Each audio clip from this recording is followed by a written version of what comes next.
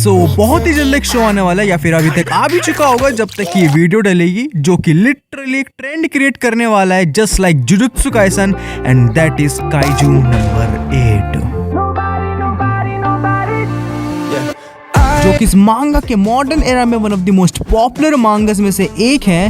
तभी इस अप्रैल के मंथ में सबसे ज्यादा जनता की नजरों में सिर्फ इसी एनिमे का वेट है, जिसकी एयरिंग डेट 13 अप्रैल थी। और अभी अगर तुम रिसेंटली भी याद करोगे तो काफी काइजू जॉनर रिलेटेड फिल्म्स भी रिलीज हुई थी, जैसे Godzilla -1, Godzilla x Kong the new empire. तो काइजू नंबर 8 के लिए बेस्ट टाइम है रिलीज होने का। देखो, मैं इस वीडियो में कोई मांगा रिलेटेड स्पॉयलर्स नहीं डिस्कस करने वाला हूँ, बट हाँ, काइजू नंबर 8 के वर्ल्ड से रिलेटेड मैं हर एक डिटेल बताने वाला हूँ इस वीडियो में, ताकि तुम्हारे पास एक ब्रीफ हो इस शो के बारे में इसको देखने से पहले। लाइक कैसे तरीके के मॉन्स्टर्स है, इनका पावर सिस्टम कैसे काम करता है, और काइजू जॉनरा की हिस्ट्री से भी तुम्हें मैं अच्छा खासा वाकिफ करा दूंगा। So for that stay tuned till the end. Kaiju number 8 को अगर सिंपली एक्सप्लेन करूं तो ये शो बस दो चीजों का मिश्रण है, that is intense action of Attack on Titan and self aware humour of One Punch Man. और यहाँ पे अगर मैं सेल्फ अवेयर ह्यूमर का मतलब लेमन टर्म की भाषा में समझाऊं तो फॉर एग्जांपल देखो, अगर तुम्हें कोई चीज पता है कि वो मॉरली गलत है, फिर भी तुम उस चीज को ओवरली करके दिखाते हो ऑडियंस के सामने, that is self aware humour. देखो बाबा, काइजू नंबर 8 को अगर तुम ध्यान से देखोगे तो तुम्हें काफी सारी सिमिलर शोनेन ट्रोप्स दिख जाएंगे। लाइक तुमने जैसे भी ये चीजें कहीं देख रखी हो, तो इसके बाद भी काइजू नंबर 8 की मांगा इतनी बड़ी सक्सेस इसलिए रही is only because of his execution. Kaiju number 8 का एनिमे एक ब्रिज की तरह एक्ट करता है काइजू जॉनरा और एनिमे के शोनन जॉनरा के बीच। तो भैया यहाँ पे अब ये सवाल आते हैं कि आखिर काइजू होते क्या है। देखो बाबा, अगर सिंपल भाषा में बताऊं तो kaijus are like big monsters. Like King Godzilla के बारे में सुना है तुमने?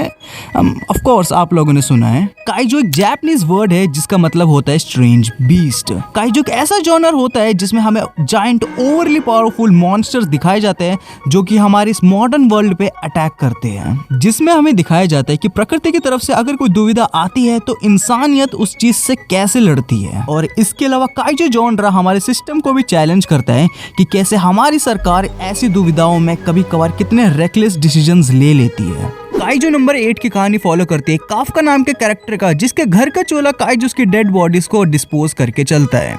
एक ऐसे दुनिया में जहाँ पे on the regular basis kaijus के अटैक्स होते रहते हैं, जिनको एक डिफेंस फोर्स हराती है, जो कि एज अ मेन हीरोज की नाम से जाने जाते हैं इस वर्ल्ड में, जो कि हमारा मेन कैरेक्टर भी बनने का सपना देखा करता था एक टाइम पे, बट सैडली कभी बन ही नहीं पाया वो, अनटिल एंड अनलेस एक दिन उसकी टीम में एक नया बंदा ज्वाइन करता है जो कि सेम एस्पिरेशन रखता है डिफेंस फोर्स में जाने का, जिसके कारण काफका को भी रियलाइजेशन होता है कि भाई मैं क्या बन गया हूँ, जो मुझे बचपन से बनना था वो तो कभी मैं बन ही नहीं पाया। जब काफका और उसकी चाइल्डहुड फ्रेंड मीना का घर एक काइजू अटैक में डिस्ट्रॉय हो गया था, तब दोनों अपने आप से प्रॉमिस करते हैं कि वो डिफेंस फोर्स में जाएंगे, पर सैडली हमारे काफका भाई का एंट्रेंस एग्जाम कभी क्लियर हुआ ही नहीं, जस्ट लाइक माय नीट। और दूसरी तरफ एक लेनो नाम का कैरेक्टर दिखाया गया है जो कि डिसएग्री करता है काफका के फेलियर से, और एक दिन जब काफका लेनो की जान बचाते हैं काइजू के अटैक में, उसके थ्रू दोनों का बॉन्ड और भी ज्यादा स्ट्रांग हो जाता है, जिसके कारण अगले दिन दोनों ही मर्द हॉस्पिटल में पड़े मिलते हैं, जहाँ पे दोनों की अच्छी खासी कॉन्वर्सेशन होती है, जिसके एंड में लेनो काफका को कन्विंस कर ही लेता है कि डिफेंस फोर्स को एक और चांस तो देना चाहिए। तभी इस सीन के बाद से जैसे ही लेनो पर्दा हटाता है, गेस व्हाट, उसको क्या दिखता है? एक काइजू।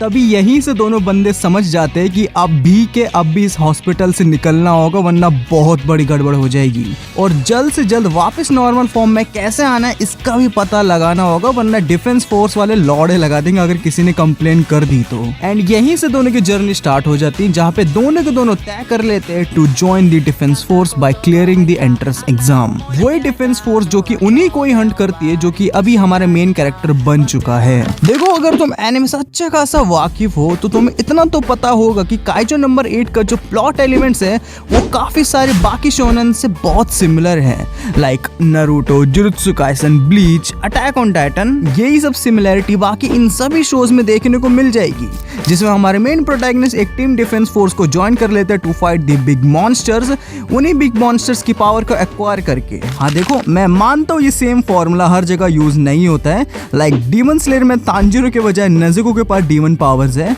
और या फिर मैं गलत भी हो सकता हूँ।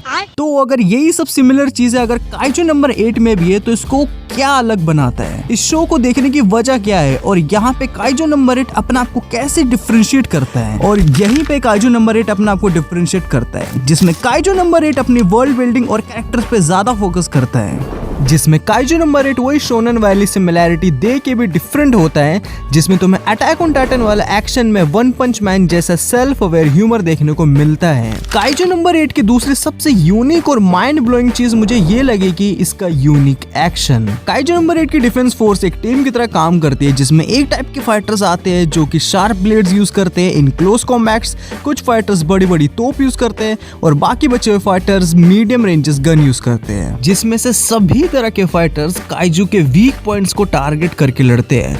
पर भाई साहब यहाँ पे ये सवाल आता है कि कैसे? Defence force at the end है तो भैया इंसान ही, और यहीं पे काइजो नंबर 8 की वर्ल्ड बिल्डिंग आती है। जब भी किसी काइजू का अटैक होता है तो उनका सफाया हमारी डिफेंस फोर्स करती है। काइजूस के मरने के बाद उनको वहां से ले जाने के लिए मॉन्स्टर स्वीपर आईएनसी रिस्पॉन्सिबल है, जिसमें हमारा मेन प्रोटैगनिस्ट नौकरी करता है, और जब भी कोई इंपॉर्टेंट पार्ट मिलता है किसी काइजू का, that is sent to Izumo tech, जो कि उन इंपॉर्टेंट पार्ट्स को वेपन्स या फिर टूल में कन्वर्ट करके वापस डिफेंस फोर्स के पास पहुंचा दिया जाता है। और ये वेपन जिन काइजूस के पार्ट्स को यूज करके बनाए जाते हैं उन काइजूस की एबिलिटी भी पोजेस करते हैं। दूसरी मोस्ट इंपॉर्टेंट थिंग इनके पावर सिस्टम में इज देयर बॉडी सूट्स, जो कि काइजूस के मसल्स और लिगामेंट से बनाए हुए होते हैं, और जिन काइजूस की बॉडी पार्ट से ये सूट्स बनाए होते हैं उसके हिसाब से इनके सूट्स की भी पावर डिसाइड होती है।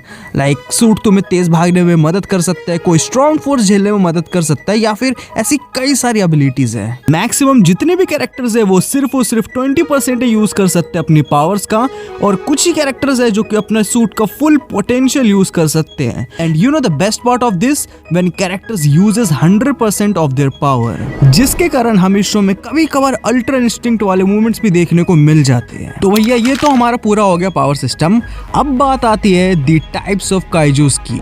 काइजू नंबर 8 के वर्ल्ड में हर एक काइजू के स्ट्रेंथ लेवल को फोर्टिट्यूड लेवल बोला जाता है, जिसमें सबसे डेंजरस काइजू को होंजू के नाम से कहा जाता है, जिसका फोर्टिट्यूड लेवल अराउंड 6.6 तक जाता है। और जब होंजू लेवल के काइजू का अटैक होता है तो उसके अट्रैक्शन में बाकी सारे छोटे काइजूस भी आ जाते हैं, जिनको हम योजू के नाम से बोलते हैं, जिनका फोर्टिट्यूड लेवल 3.8 तक जाता है। और इन सब से हटकर सबसे डेंजरस और रेयरर काइजू भी होते हैं, जिनको हम डाई काइजू के नाम से बोलते हैं, जिनका फोर्टिट्यूड लेवल बहुत ज्यादा होता है, लाइक होंजू से भी ज्यादा। और जब भी ऐसा कोई डाई काइजू अपीयर होता है तो उसको एक नंबर से क्लासिफाई कर दिया जाता है, जो कि उसको स्ट्रेंथ को रिप्रेजेंट कर रहा होता है।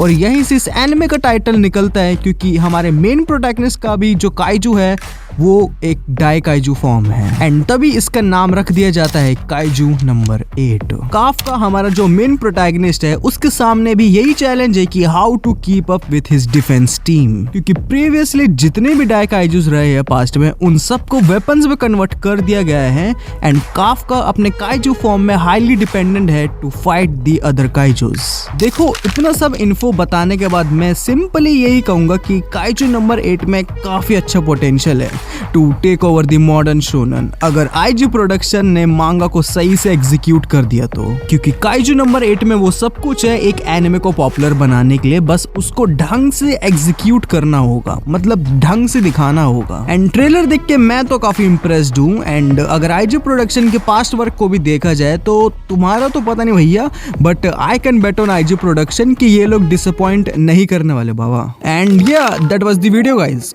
Comment on below your opinions upon kaiju number 8 and most probably जब तक ये वीडियो डलेगी तब तक शायद इसका फर्स्ट एपिसोड भी आ गया होगा, या फिर अगर पहले डल गई तो वेल एंड गुड। बाकी इंस्टा पे आ सकते हो तुम, Rishad_108 करके है, वहाँ पे मौज मस्ती करेंगे। And yeah thanks for watching and I am trying my best to be consistent on the channel and I know I might be taking long gaps between videos but trust me I'll improve this for sure. And yeah, thank you so much for watching my videos, liking them, commenting. So now I'll see you in the next one. तब तक के लिए stay tuned and this is Rishad signing out.